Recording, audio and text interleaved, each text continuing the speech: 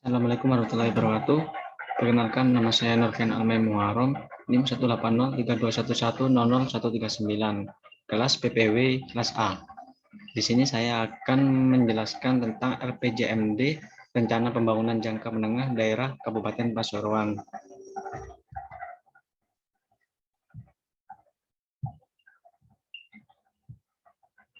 Yang pertama yaitu jelaskan tujuan dan manfaat perencanaan pembangunan wilayah atau daerah.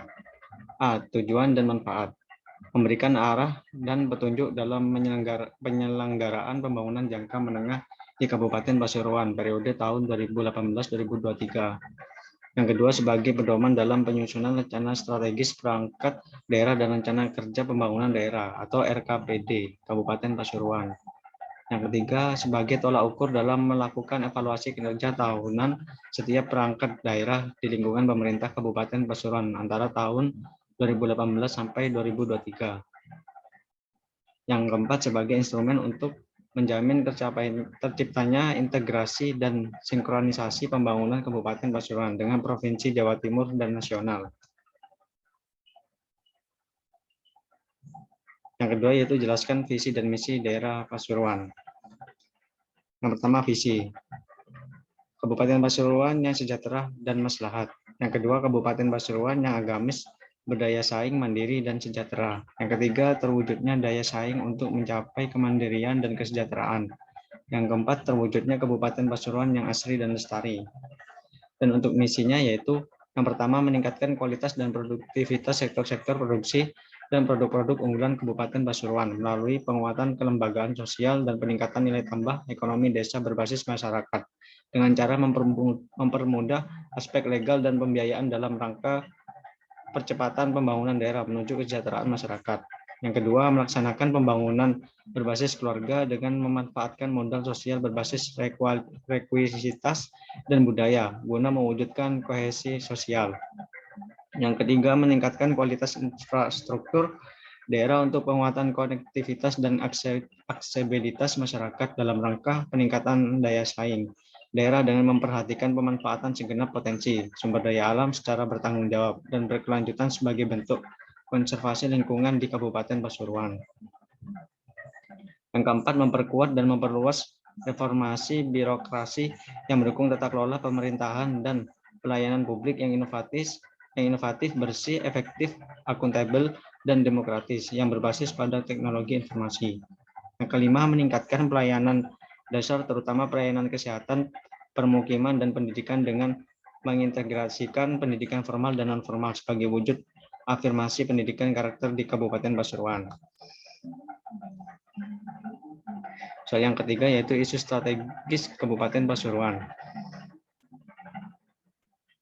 Yang pertama, A. Isu strategis pembangunan ekonomi dan kesejahteraan masyarakat. 1. Peningkatan kemandirian pangan. Di sini yaitu kesediaan pangan di Kabupaten Pasuruan menghadapi tantangan terkait dengan tingginya alih fungsi lahan pertanian menjadi non-pertanian.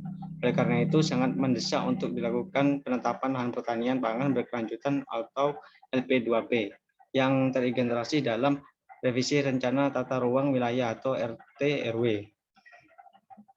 Maka dari itu diperlukan pula penetapan ilmu dan teknologi untuk meningkatkan produktivitas pangan dengan didukung ketersediaan infrastruktur pertanian diantaranya jaringan irigasi untuk menjaga ketersediaan air dalam budidaya pertanian.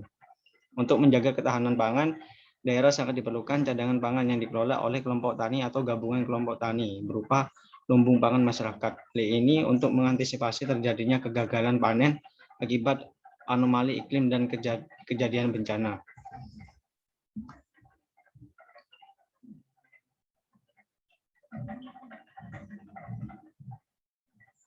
Yang kedua yaitu pengembangan BUMDes. Badan Usaha Milik Desa adalah lembaga usaha desa yang dikelola oleh masyarakat dan pemerintah desa dalam upaya memperkuat perekonomian desa dan membentuk berdasarkan kebutuhan dan potensi desa. Badan usaha dimiliki oleh desa ini dikelola bersama dengan masyarakat. Modal bersumber dari desa sebesar 51% dan dari masyarakat sebesar 49% melalui penyertaan modal, saham atau andil. Operasionalnya menggunakan falsafah bisnis yang berakar dari budaya lokal.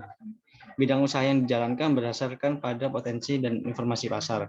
Keuntungan yang diperoleh diperuntukkan untuk meningkatkan kesejahteraan anggota atau penyertaan modal dan masyarakat melalui kebijakan desa.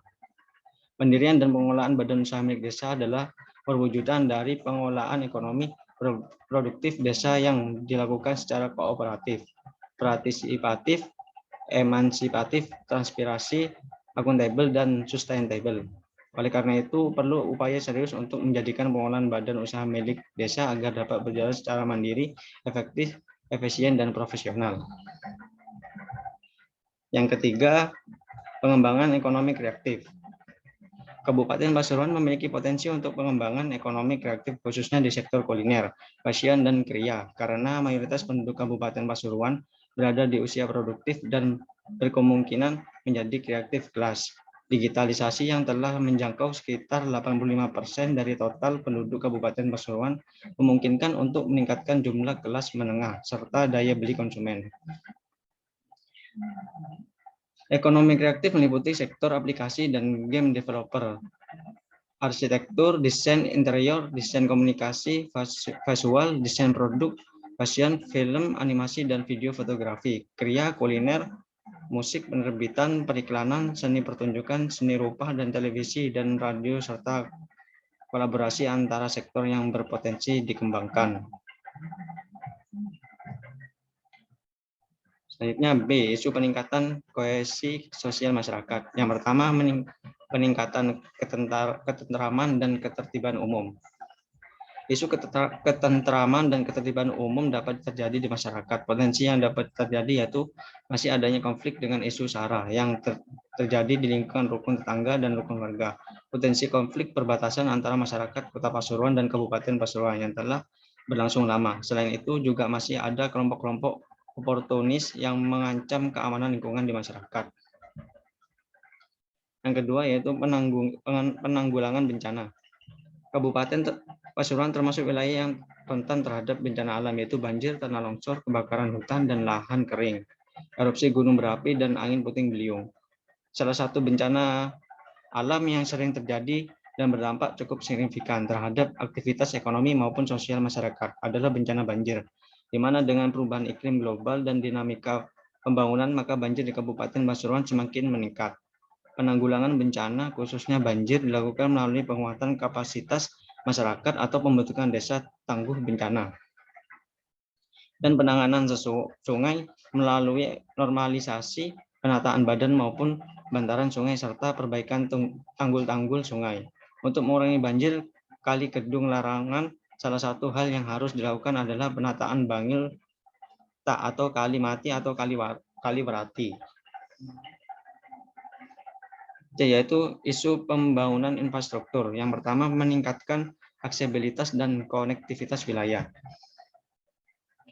Aksesibilitas adalah konsep yang menggabungkan peraturan tata guna lahan secara geografis dengan sistem jaringan transportasi yang menghubungkannya. Dengan kata lain, aksesibilitas adalah suatu ukuran kenyamanan bagaimana lokasi tata guna lahan berinteraksi satu dengan yang lain dan bagaimana mudah atau susahnya lokasi tersebut dicapai melalui sistem jaringan transportasi. Sedangkan mobilitas adalah suatu ukuran kemampuan seorang untuk bergerak yang biasanya dinyatakan dengan kemampuan membayar biaya transportasi.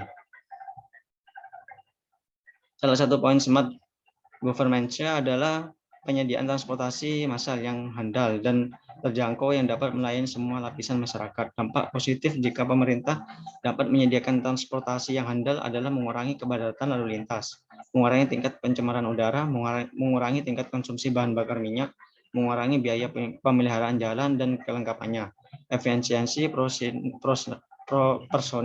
pengamanan jalan raya, dan meningkatkan pemasukan kas daerah.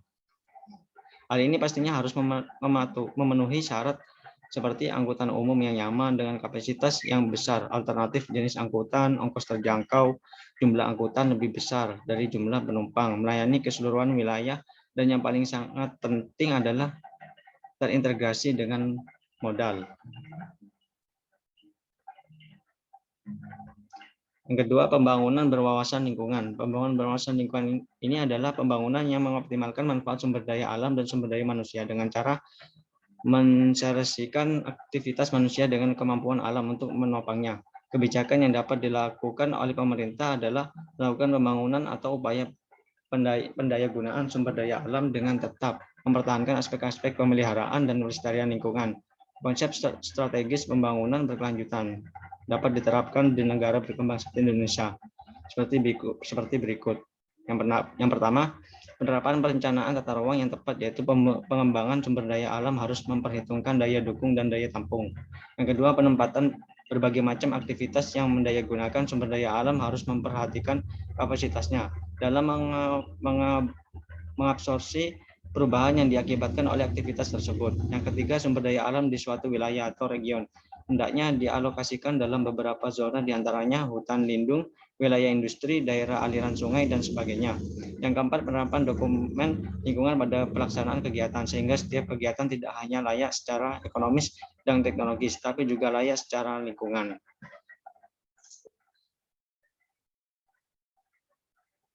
Yang ketiga, penanganan perubahan iklim. Pemanasan global merupakan peningkatan temperatur bumi yang diakibatkan peningkatan jumlah emisi gas rumah kaca di atmosfer.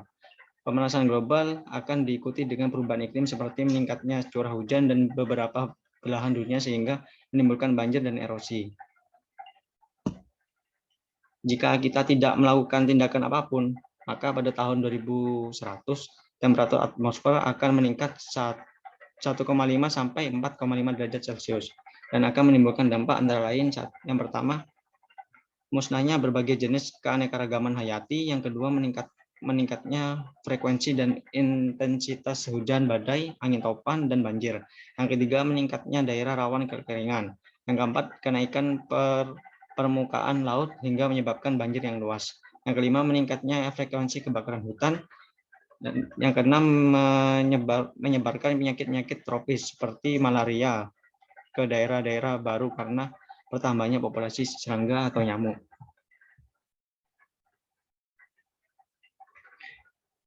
Selanjutnya D, isu tata kelola pemerintahan. Yang pertama, perwujudan smart governance. Smart governance diartikan sebagai tata kelola pemerintah yang dilaksanakan secara cerdas, yaitu tata kelola pemerintah yang mampu mengubah pola-pola tradisional dalam birokrasi sehingga menghasilkan proses bisnis yang lebih cepat, efektif, efisien, komunikatif, dan selalu melakukan perbaikan. Yang kedua, penataan Bangil sebagai ibu kota Kabupaten Pasuruan.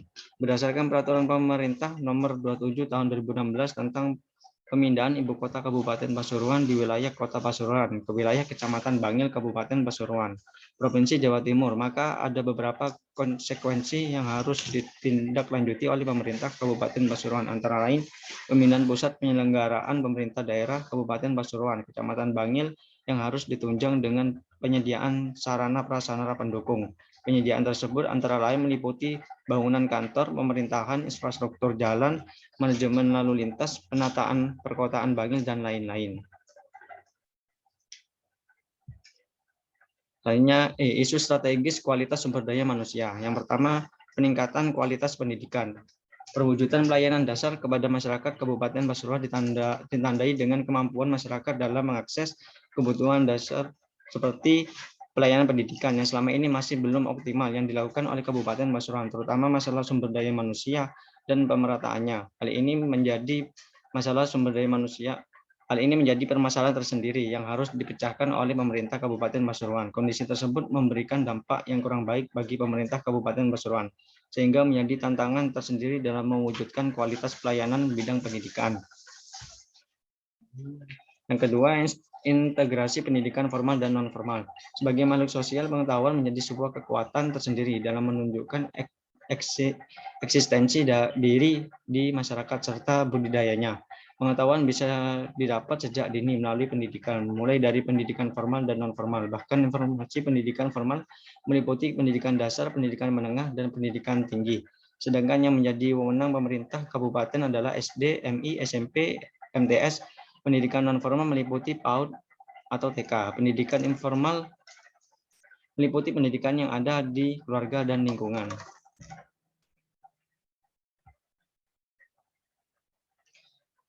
Yang ketiga, keluarga berencana, pemberdayaan perempuan dan pelindungan anak. Berdasarkan data cangkupan yang dimiliki oleh pemerintah Kabupaten Pasuruan terkait dengan keluarga berencana, pemberdayaan perempuan dan perlindungan anak mengalami proses yang cukup positif. Akan tetapi bukan berarti tidak ada masalah. Peningkatan pelayanan dan perlindungan terhadap perempuan dan anak masih perlu ditingkatkan di Kabupaten Pasuruan, karena hal ini telah memberikan sinyal positif bahwa perlindungan perempuan dan anak telah mendapat respon yang baik. Hal ini harus dipertahankan dan perlu mendapat perhatian khusus sehingga momen positif tersebut dapat berkelanjutan dan berkualitas. Yang keempat, pemenuhan pemukiman layak huni.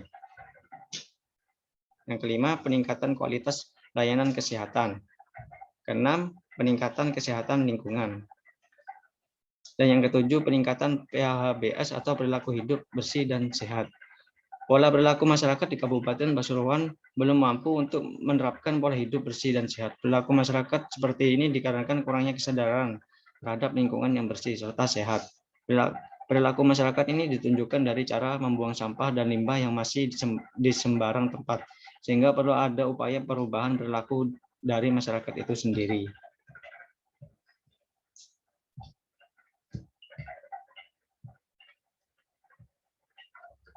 Soal yang keempat yaitu apa prioritas perencanaan pembangunan daerah di Kabupaten Pasuruan.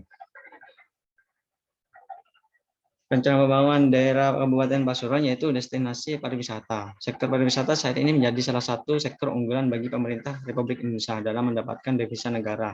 Salah satu kawasan strategis nasional terletak di Kabupaten Pasuruan yaitu Taman Nasional Bromo, Tengger, Semeru atau NTBS. NTBS diharapkan mampu menjadi destinasi pariwisata unggulan yang mampu menjadi ancor bagi destinasi wisata yang lain, seperti Taman Safari Indonesia 2, wisata alam Banyu Biru, Ranu Grati, desa wisata, dan lain-lain. Hal ini akan berdampak pada peningkatan pendapatan asli daerah dan penumbuhan ekonomi masyarakat di sekitar destinasi. Yang kelima yaitu jelaskan gambaran umum perekonomian daerah atau perkembangan PDRB. Pertumbuhan PDRB dalam periode tahun 2013-2017, pertumbuhan ekonomi atau pertumbuhan PDRB Kabupaten Pasuruan mengalami fluktuasi pada tahun 2013, tumbuh sebesar 6,9% dan mengalami perlambatan sampai dengan tahun 2015 dengan angka pertumbuhan sebesar 5,38%. Namun selanjutnya mengalami peningkatan kembali sampai dengan tahun 2017 dengan angka sebesar 5,72%. Kondisi tersebut dipengaruhi oleh kondisi perekonomian regional Jawa Timur dan nasional yang secara umum dalam periode tersebut juga mengalami perlambatan. PDRB per kapita digunakan sebagai pendekatan untuk mengukur pendapatan per kapita masyarakat. PDRB per kapita dihitung dengan membandingkan volume PDRB ADHB dengan jumlah penduduk pertengahan tahun. PDRB per kapita Kabupaten Pasuruan periode 2013-2017 menunjukkan tren yang terus meningkat dengan angka rata-rata peningkatan per tahun sebesar 9%. Angka pertumbuhan tersebut mengindikasikan bahwa pertumbuhan ekonomi lebih tinggi dibandingkan pertumbuhan produk dengan pemberdayaan cukup signifikan. Adapun distribusi PDRB ADHB menurut lapangan usaha tahun 2017 menunjukkan bahwa kontributor terbesar dalam struktur PDRB Kabupaten Pasuruan adalah industri pengolahan sebesar 56,33%, urutan kedua konstruksi sebesar 13,25%, ketiga perdagangan besar dan eceran, reparasi mobil dan sepeda motor sebesar 9,69%, keempat pertanian, kehutanan dan perikanan sebesar 7,39% dan kelima penyediaan akomodasi dan makan minum sebesar 3,8%. Berdasarkan dua tabel sebelumnya dapat digambarkan bahwa laju pertumbuhan PDRB menurut lapangan usaha menunjukkan kondisi yang berbeda dengan distribusi atau kontribusi lapangan usaha dalam membentuk volume PDRB di Kabupaten Pasuruan. Lapangan usaha industri pengolahan tahun 2017 memiliki kontribusi terbesar yaitu 56,33%, tetapi angka pertumbuhannya sebesar 5,71%. Sementara penyediaan akomodasi dan makan minum memberikan kontribusi 3,85%, namun memiliki angka pertumbuhan tertinggi yaitu 9,38%. Terhadap kondisi tersebut, maka angka pertumbuhan dan distribusi atau kontribusi menjadi dua hal yang harus dipertimbangkan secara bersama-sama dalam menentukan strategi pengembangan ekonomi daerah. Soal yang keenam, jelaskan pendekatan pembangunan daerah, sektoral atau regional yang digunakan. Pada Kabupaten Pasuruan yaitu sektor pertanian. Prioritas pembangunan Kabupaten Pasuruan yaitu meningkatkan nilai tambah sektor unggulan berbasis wilayah serta menetapkan ketahanan pangan daerah dan pelestarian lingkungan hidup. Hal ini tentunya disinergikan dengan prioritas nasional dan provinsi yaitu peningkatan nilai tambah agro dan maritim melalui industri serta pemanfaatan akselerasi pariwisata. Sarana prasarana pertanian, gambaran kondisi pembangunan pertanian dapat dilihat dari kondisi sistem produksi tanaman pangan yang dikelompokkan dalam proses hulu sampai dengan hilir. Kondisi subsistem hulu ini adalah proses budidaya pertanian mulai dari pembibitan, penanaman, pemupukan, sampai dengan perawatan tanaman. Sarana utama sebelum melakukan budidaya adalah modal usaha dan tenaga kerja. Modal usaha dapat berupa uang tunai atau sarana produksi bibit, pupuk, dan alat mesin pertanian. Sedangkan proses hilir dipengaruhi oleh sistem pemasaran yang melibatkan peran serta stakeholder terkait antara lain lembaga penggilingan padi atau LPP, lumbung pangan masyarakat, dan koperasi tani sebagai stabilisasi harga pangan di daerah. Selanjutnya, kondisi infrastruktur pertanian berupa jaringan irigasi dan usaha tani dan jalan produksi sangat menentukan terhadap peningkatan produksi dan produktivitas pertanian yang merupakan salah satu indikator kinerja urusan pertanian. Yang ketujuh, sebutkan dan jelaskan apa saja indikator kinerja pembangunan daerah. Yaitu sebagai berikut indikator kinerja pembangunan daerah urusan pertanian di Kabupaten Pasuruan.